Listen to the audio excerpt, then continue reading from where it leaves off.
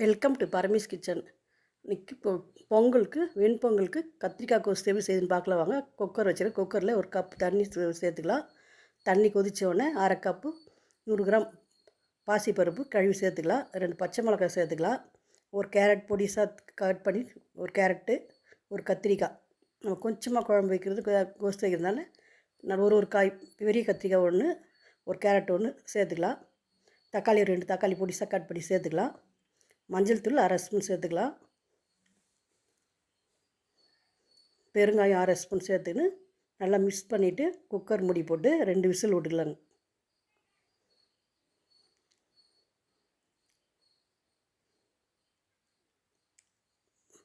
நூறு கிராம் பாசிப்பருப்பு, ஒரு கப்பு தண்ணி. நம்ம ஒரு கப்பு பருப்பு எடுக்கணும்னா அதில் 2 கப்பு தண்ணி எடுத்து சேர்த்துக்கணும். 2 சவுண்டு விட்டோடனே நல்லா வெந்துடுச்சு. ரொம்ப குழகுழன்னு வைக்கூடாது. நம்ம பருப்பு வேக வைக்கிறோமோ அந்த இது மாதிரி வைக்கணும். ரொம்ப வெந்துச்சுன்னா குழகுழப்பு வந்துடும். இது நல்லா கேரட், கத்திரிக்காய், பருப்பெல்லாம் நல்லா வெந்தாச்சு. நம்ம தாளிச்சிக்கலாங்க.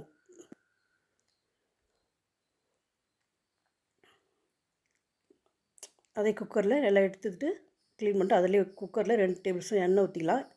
எண்ணெய் காஞ்ச வந்தோடனே சீரகம் அரை ஸ்பூன், கடுகு அரை ஸ்பூன் சேர்த்துக்கலாம். கடுகு பொரிஞ்ச உடனே வெங்காயம், ஒரு பெரிய வெங்காயம் பொடிசாக கட் பண்ணி வெங்காயம் சேர்த்துக்கலாம். ஒரு காஞ்சி மிளகாய் சேர்த்துக்கலாம். கறிவேப்பிலை கொஞ்சம் சேர்த்துக்கலாம்.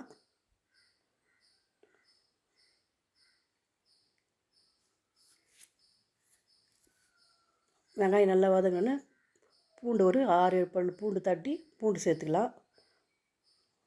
வெங்காயம் பூண்டெல்லாம் நல்லா வதங்கினோன்னே தக்காளி முதல்ல நம்ம பருப்பு கூட 2 தக்காளி சேர்த்துருக்கோம். இதில் ஒரு தக்காளி சேர்த்து நல்லா வதக்கின்னு இதில் பெருங்காயம் வச்சு அரை ஸ்பூன் சேர்த்துக்கின்னு வெங்காயம் தக்காளியை நல்லா வதக்கிக்கலாம். நல்லா வதங்கினதும் பச்சை மிளகாய் 2 சேர்த்துருக்கிறதுனால மிளகாய்த்தூள் அரை ஸ்பூன், உப்பு தேவையான உப்பு சேர்த்து நல்லா பச்சை வாசனை போக வதக்கலாம்.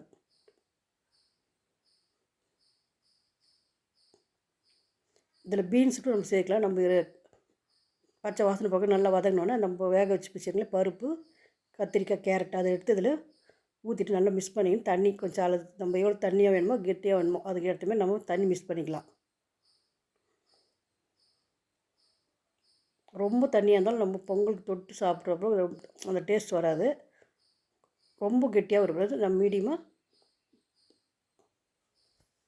ரொம்ப திக்காக வரும். ரொம்ப மீடியமாக வச்சோம்னா கொஞ்சம் நல்லாயிருக்கும் டேஸ்ட்டு.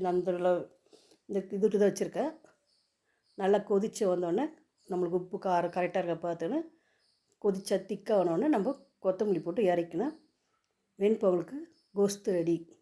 இதில் நமக்கு பீன்ஸும் சேர்த்துக்கலாம். நம்ம கேரட்டு, பீன்ஸு, கத்திரிக்காய் போட்டு சேர்த்து செய்யலாம். நான் ஒரு கேரட்டும் கத்திரிக்காய் தான் போட்டிருக்கேன். நல்லா கொதித்து திக்கானோடனே கொத்தமல்லி போட்டு இறக்கலாங்க.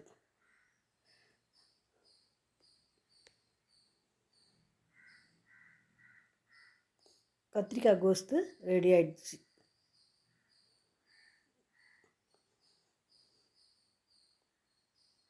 நான் வெண்பொங்கல் செய்துட்டோம். அரை கப்பு அரிசி, 1/4 கப்பு பைத்தம்பருப்பு சேர்த்துனோம்னா நம்ம ஒரு டம்ளர் ஆச்சுன்னா 2 டம்ளர் தண்ணி ஊற்றி இந்த மாதிரி நம்ம பொங்கலுக்கு ஏற்றோம்னா நல்லா இந்த மாதிரி தளன்னு இருக்குங்க. ஒரு கப்புக்கு 2.5 கப்பு. நம்ம முதல்ல வேக வச்சுட்டெல்லாம் தாளிக்கிறதில்ல. முதலே நான் குக்கர்லேயே தாளிச்சிட்டு அப்படியே விசில் விட்டு 2 விசில் விட்டோம்னா இந்த மாதிரி பொங்கல் வந்து கொஞ்சம் தளன்னு இருக்குங்க. கோஸ்து ரெடி ஆகிடுச்சு. இந்த வீடியோ பிடிச்சிருந்தால் லைக் பண்ணுங்கள், ஷேர் பண்ணுங்கள், கமெண்ட் பண்ணுங்கள், சப்ஸ்கிரைப் பண்ணுங்கள்.